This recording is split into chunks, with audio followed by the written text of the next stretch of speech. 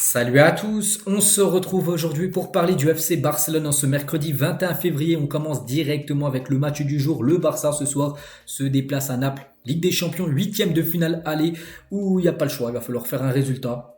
Pas une défaite les gars, c'est pas possible. Un nul pour moi serait un bon résultat, surtout qu'après il y a un match retour bien sûr à domicile. Mais voilà, surtout ne pas perdre ce soir du côté du Napoli. Donc on va parler bien évidemment de cette rencontre. Donc on commence tout d'abord avec les photos de l'entraînement hier soir qui avait lieu du côté du stade Diego Armando Maradona, ancien joueur de Naples, mais également ancien joueur bien sûr du FC Barcelone. Gundogan, Rafinha, Jules Koundé avec Frenkie de Jong, Robert Lewandowski. Donc voilà toutes les photos, Ter Stegen, Félix, Victor Roque ou même la pépite Lamine Yamal bien sûr pour préparer bien sûr ce gros choc européen ce soir en Champions League.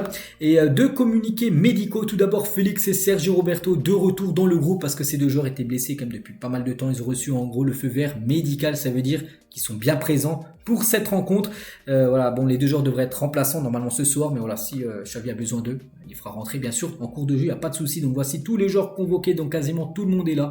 Bien évidemment, à part les blessés de longue date, comme Alejandro Balde bien sûr qui est blessé, ou même Gavi qui est blessé également jusqu'à la fin de la saison. On continue, on va parler maintenant de la conférence de presse de Xavi. Qu'est-ce qu'il a dit Xavi les gars avant cette conférence, enfin lors de cette conférence de presse, avant ce match de ce soir? Nous irons gagner ce soir. Un match nul n'est pas un bon résultat. Bon, moi j'ai plutôt dit que c'est un bon résultat. Lui, un nul les gars, c'est pas un bon résultat, il veut gagner. Bon, il a peut-être raison. Enfin, c'est comme ça que j'ai été élevé, même s'il ne faut pas oublier que nous jouons le match retour à Montjuic. Toujours avec Xavi, donc les mots de Frenkie de Jong envers les médias. Nous ne blâmons pas les médias pour les résultats, mais il est vrai que parfois vous ressentez de l'injustice lorsqu'ils disent des choses qui ne sont pas vraies. Et en ce sens, les footballeurs s'en prennent à eux-mêmes, mais nous devons mieux jouer, être plus compétitifs. Nous le comprenons, mais il y a d'autres choses qui sont injustes. Voilà, par rapport, parce que Frenkie de Jong est également en conférence de presse, puis il était très énervé par rapport aux médias qui disaient en gros des fake news sur lui. Donc on parlera tout à l'heure de Frenkie de Jong. Le match va être serré. Je ne pense pas que le fait de jouer d'abord à l'extérieur soit un désavantage. Il n'y a pas de favori clair, il faut le mériter sur le terrain. L'objectif n'est pas de penser au-delà de notre match contre Naples. L'objectif principal est d'être en quart de finale. L'équipe est devenue plus soudée. La réaction a été très bonne de la part du président de Deco. Je suis content de la façon dont nous sommes dans le vestiaire. Toujours avec Xavi, nous ne blâmons pas les médias pour les résultats, mais nous ressentons de l'injustice avec des choses qui sont dites et qui ne sont pas vraies. Je dis des fake news. Toujours avec Xavi, il est crucial que nous devons bien défendre ce soir. C'est difficile d'arrêter Kvaratskhelia, Osimhen et Politano, qui sont des joueurs bien sûr énormément à surveiller. Nous devons préparer le match en sachant qu'il reste 90 minutes à Montjuic, parce que ce soir, ça sera à la fin du match seulement la mi-temps de cette double confrontation. Donc, mais cela ne change pas notre ADN. Nous devons bien défendre, avoir le ballon, toujours la possession de balle, c'est ce qu'il va vouloir bien sûr ce soir Xavi. Sous pression pour ce soir, je suis très motivé. Il faut préparer le match pour que les joueurs jouent le mieux possible. La pression est la même que d'habitude, c'est la pression du Barça, parce qu'il y en a qui dit en gros que s'il faisait un mauvais résultat, en gros ça pourrait sentir mauvais pour Xavi.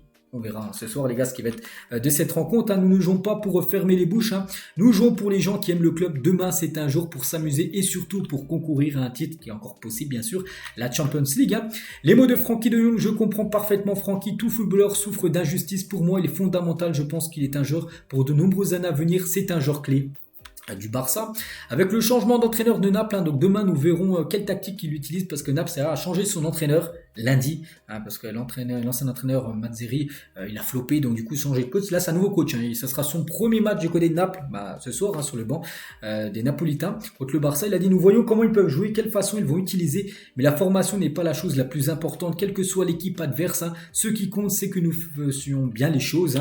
Toujours avec Xavi, donc pour Lewandowski, pour Frenkie, pour Pedri, c'est une scène parfaite pour montrer leur talent, leur personnalité. Pour moi en tant qu'entraîneur aussi, Robert est un leader, il a encore montré ce qu'il est.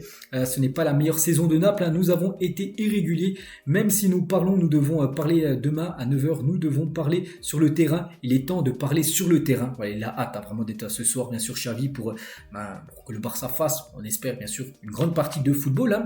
Des occasions pour demain, je pense que c'est du 50-50.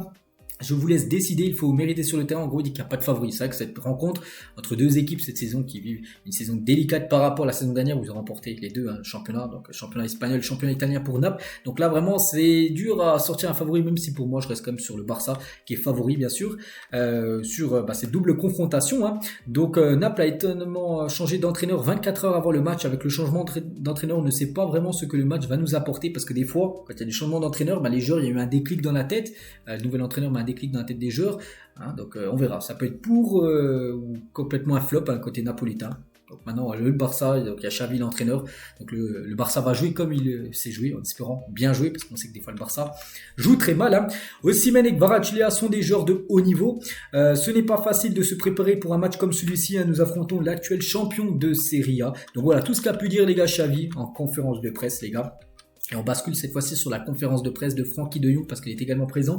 Donc les médias sont un peu gênants parce que j'ai dit il y a beaucoup de fake news en gros qui disaient voilà que de Jong voulait quitter le Barça. Il a dit voilà par rapport aux médias. Donc un journaliste de Mundo Deportivo, vous avez reçu une offre de renouvellement de la part de Barcelone. Que pensez-vous de cette offre? Et de Jong il a dit des mensonges. Vous écrivez beaucoup, n'est-ce pas? Dans Mundo Deportivo comme dans d'autres médias, vous écrivez des choses qui sont des mensonges. Pourquoi faites-vous cela? Pourquoi vous inventez des choses? Voilà ce qu'il a dit au journaliste de Mundo Deportivo qui était en salle de conférence de presse.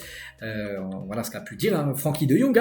Je ne gagne pas 40 millions d'euros par saison, c'est pas vrai, c'est loin d'être la réalité. Parce qu'il y avait des chiffres qui avaient sorti par rapport à son salaire. Il dit qu'en gros c'est pas vrai, c'est pas son vrai salaire. C'est bien moins ce qui touche du côté du Barça. Naples a une très bonne équipe, ils ont gagné la Serie A l'année dernière. Il a également dit nous nous préparons bien pour tous les matchs. Ce sont des matchs spéciaux. Le coach nous apprend tout sur l'adversaire.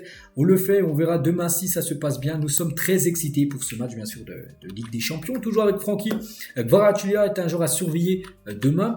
Je considère le club comme mes coéquipiers, le staff, j'y prends beaucoup de plaisir. Les médias critiquent parfois mon niveau, ce n'est pas grave car chacun peut avoir sa propre opinion. Mais je n'accepte pas les mensonges, ne mentez pas. Qui était très remonté sur les journalistes. Frenkie de Jong, je sais que beaucoup de choses sont inventées dans les médias, vous écrivez des choses qui ne sont pas vraies, vous le faites en général avec beaucoup de joueurs, même des entraîneurs, vous ne pouvez pas faire ça, vous inventez des choses, arrêtez ça. Tout ce qui se dit dans les médias, vraiment il était très remonté je vais dire, sur mon salaire et mon avenir sont des mensonges, c'est beaucoup de fumée pour rien. Ce que vous dites à propos de mon salaire est très loin de la réalité, des chiffres ont été inventés qui ne sont pas vrais. Je suis très heureux au Barça et j'espère continuer à jouer ici pendant de nombreuses années. Voilà, grosse déclaration quand même. Il souhaite rester au Barça la saison prochaine et encore même de longues années du côté du club. De Jong. Mon avenir, la vérité, c'est que je suis un peu énervé parce que vous écrivez, il y a beaucoup de choses qui sortent et qui ne sont pas vraies, ça mérite. Donc voilà, de Jong a l'impression, il n'a même pas parlé du match, les gars, il avait des choses à régler avec les journalistes qui étaient présents en conférence de presse. Toujours sur cette rencontre, donc on a fini les deux conférences là, de Jong et Xavi. Et le vestiaire barcelonais estime que l'équipe a la qualité pour rivaliser avec n'importe quel rival en Ligue des Champions, elle est loin dans le tournoi bien sûr de la Champions League, c'est vrai, mais voilà, sur t'as une équipe qui est devant toi, c'est l'équipe de Naples, voilà, si t'es prêt à rivaliser avec n'importe quel adversaire, ce soir c'est Naples au programme, donc il va falloir bien sûr faire un très grand match européen.